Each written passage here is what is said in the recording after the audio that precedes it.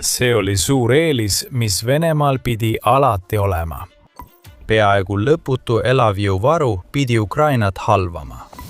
Pole tähtis, kui visalt Ukraina võitles. Kahuriliha ja relvad pidid Venemaale võidu tooma, nagu alati varemgi. Ja Putin hoolitses selle eest, suunates loendamatuid miljardeid dollareid oma sõdurite taskutesse. Aga midagi suurt on Vene armees katki läinud. Raha enam ei tööta, sest potentsiaalsed Vene sõdurid pööravad Putinile massiliselt selja. Venemaa viimane eelis on kadunud. Kahuriliha ütleb, aitab. Ja samal ajal kasvatab Ukraina oma eelist, kuna Putini lähenemisviisi tulemused vähenevad. See on Putini sõja kokkuvarisemine reaalajas. Ja see kõik oleks pidanud olema hoopis teistmoodi. Kui Venemaa tungis Ukrainasse, uskus Putin tõesti, et tema riigil on kõik vajalik, et väiksemast riigist jagu saada. Isegi pärast seda, kui esialgne sõjaline erioperatsioon tagasi tõrjuti ja kiire vallutuse asemel puhkes täiemahuline sõda, oleks Putin olnud enesekindel. Ja miks ta poleks pidanud olema? Rahvastiku statistika ja Venemaa traditsiooniline suhtumine sõtta mängisid kõik tema kasuks. Numbrid ütlesid kõik, mida Putinil oli vaja teada.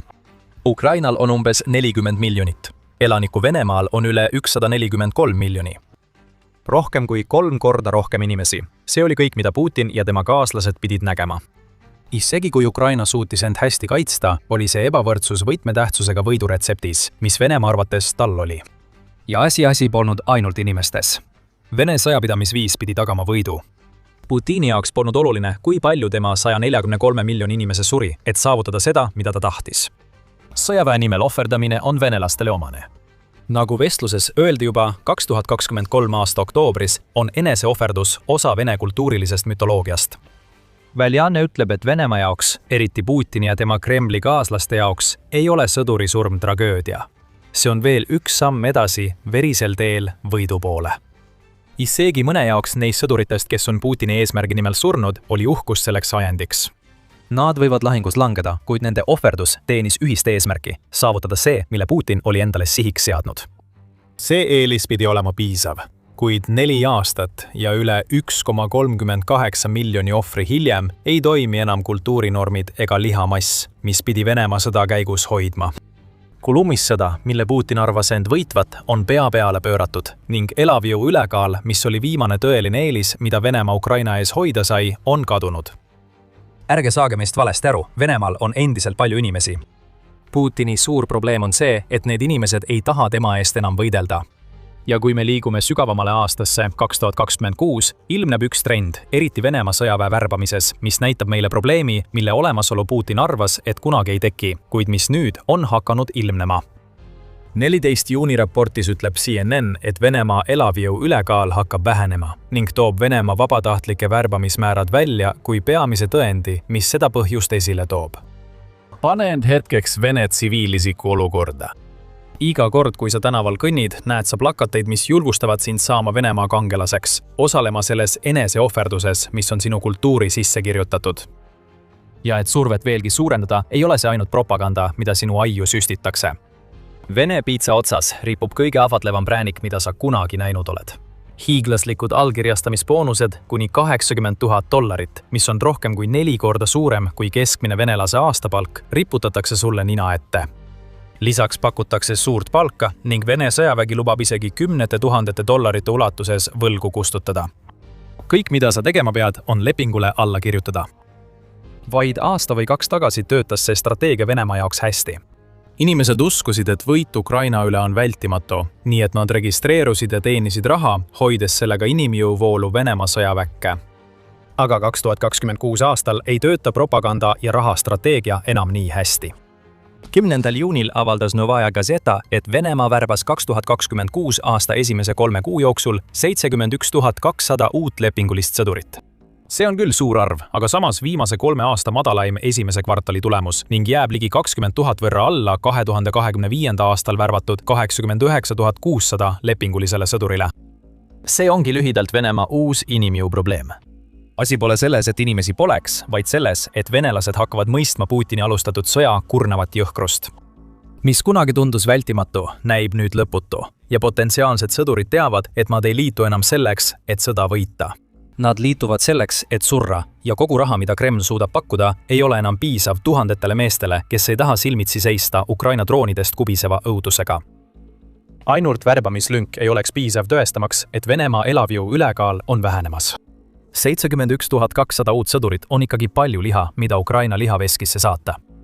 Kuid värbamisnumbrite kokkuvarisemise taga peitub veelgi suurem probleem, mis süvendab elavjõu probleeme, millega Venemaa ei osanud kunagi arvestada. Putini käsilased kõrvaldatakse kiiremini, kui Venemaa suudab neid asendada. Venemaa lähenemine, kus inimesi makstakse võitlemise eest, selle asemel, et veenda neid seda tegema põhjendustega, mis muudaksid Ukrainasse mineku mõttekaks, oli juba iseenesest probleem. Aga kui sellele lisada veel see, et Ukraina on muutunud tõhusamaks tapamasinaks kui kunagi varem, on see Putini ja tema ambitsioonide jaoks katastroof.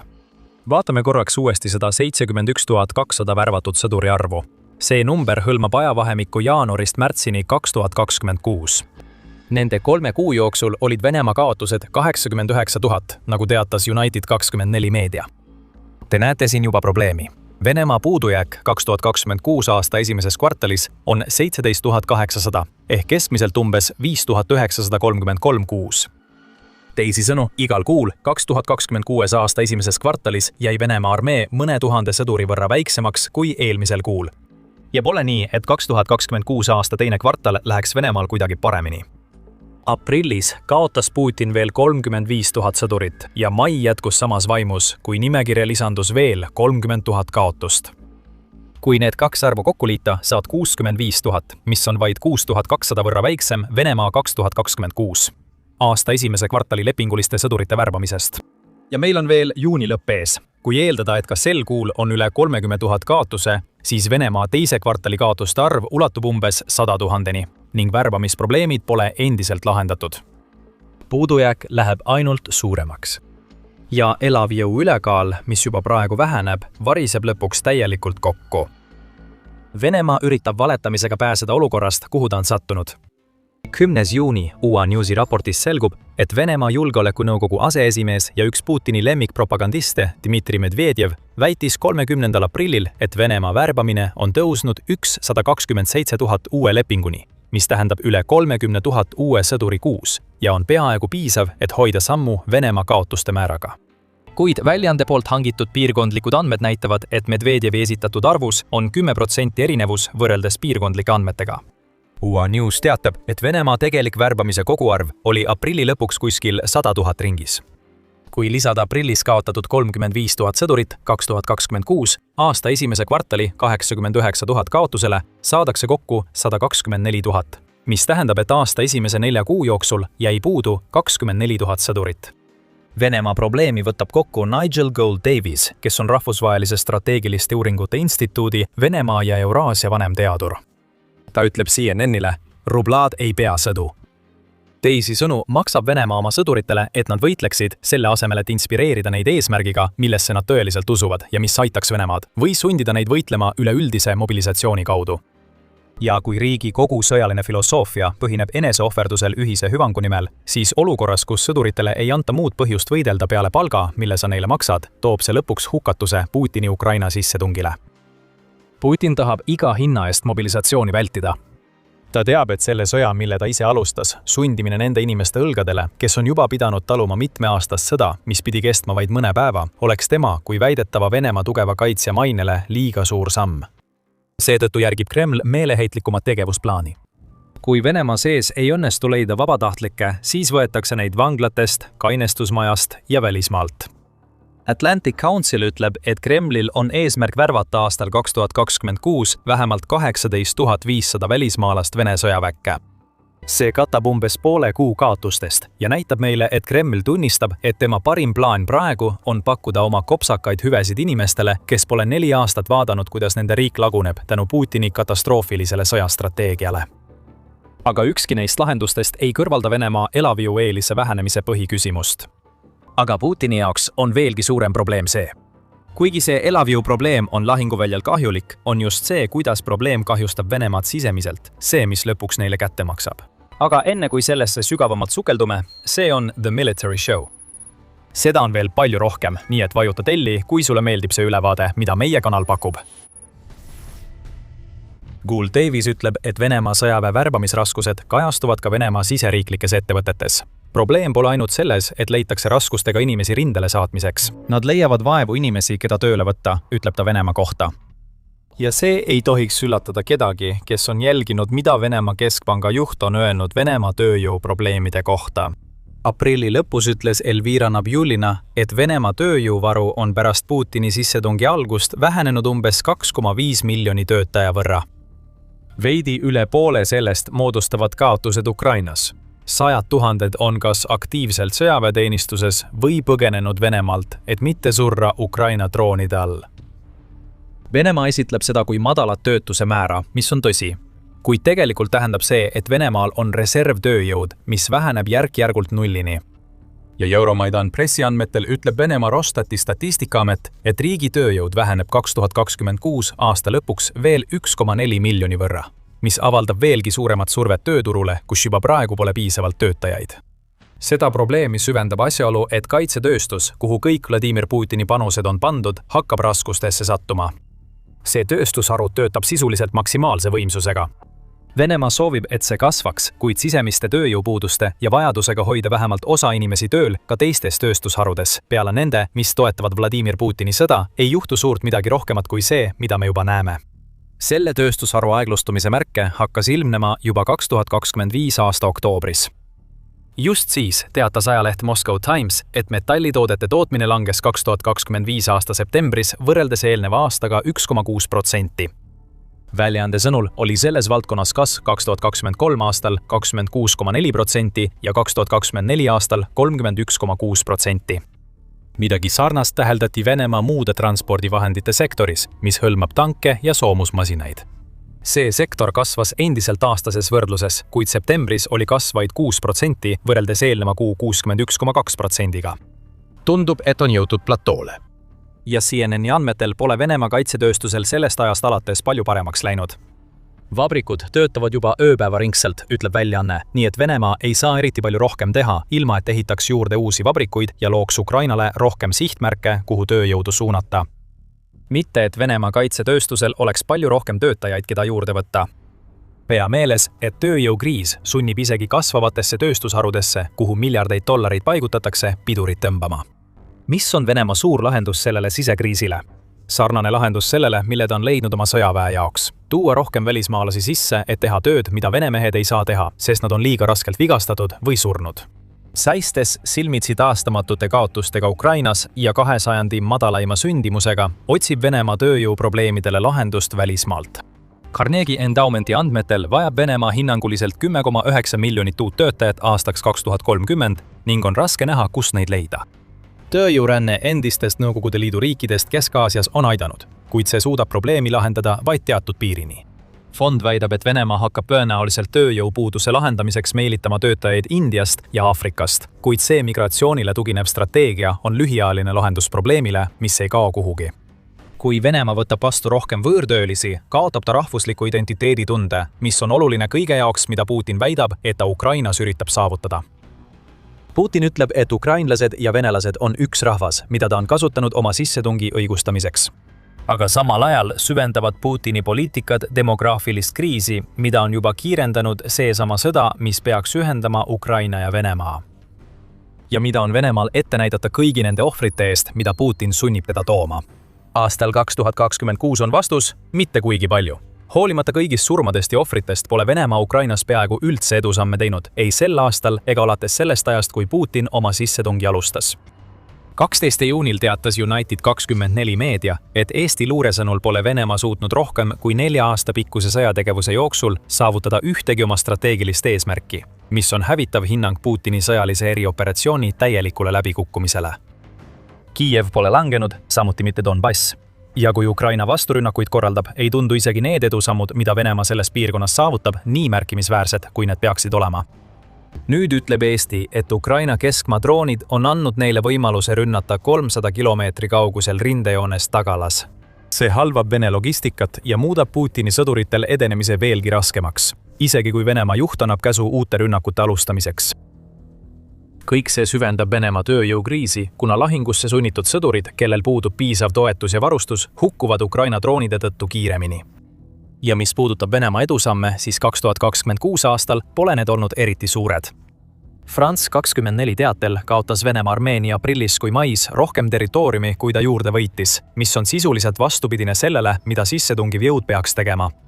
Sa peaksid rohkem territooriumi vallutama, Putin, aga Venemaa kaotab seda, mille ta on varastanud, ja tema sõdurid surevad sellises tempos, mis hävitab selle elavjõu ülekaalu, mille Putin arvas, et toob talle sõjas võidu. Nii et Putinil on käes tõsine probleem. Venemaal hakkab sõduritest puudus tulema, et sõda pidada nii, nagu Venemaa juht seda soovib. Mis on Putini lahendus sellele probleemile? Anda käsk Vene sõjaväge suurendada. 13. juunil teatas Kyiv Post, et Putin allkirjastas uue dekreedi, mis suurendab Vene relvajõudude lubatud isikkoosseisu peaaegu 10 000 inimese võrra. See on teine personalilaiendus, mille Putin on viimase 4 kuu jooksul käskinud, ning see tõstab Venemaa sõjaväe koguväe umbes 2,4 miljoni inimeseni, kellest 1,5 miljonit on tegevteenistuses sõjaväelased. Nüüd, 10 000 sõdurit ei tundu küll tohutu arv, kuid see, et tegemist on juba teise 2026 aastal allkirjastatud laiendamise dekreetiga, näitab, et Putin lihtsalt ei tunnista tegelikkust. Kuna värbamistasemed ei suuda saavutada Venemaa juba prognoositud arve ja Ukraina põhjustab rohkem kaotusi, kui Venemaa suudab taluda, on Putini suur reaktsioon olnud käsk leida rohkem sõdureid. Kust? Kes teab? Tundub, et Putin ei ole nii kaugel ette mõelnud. Ja võib öelda, et see on olnud Putini probleem sellest ajast peale, kui ta oma sõda alustas. Ta ei osanud ette näha, et Ukraina hakkab sissetungi esimestel nädalatel nii tugevalt vastu. Putin ei näinud piisavalt ette, et mõista, et lääs hakkab Ukrainat toetama või et Ukraina kasutab droone, et sõjareegleid ümber kirjutada.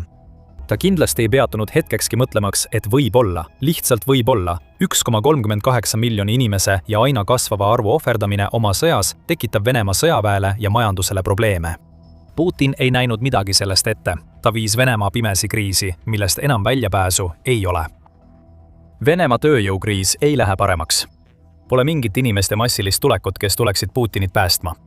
Mis puudutab Ukrainat, siis see kasutab oma eelist, innovatsiooni veelgi rohkem ära. Venemaa hoog on pöördunud, sest Ukraina droonid on tapjad.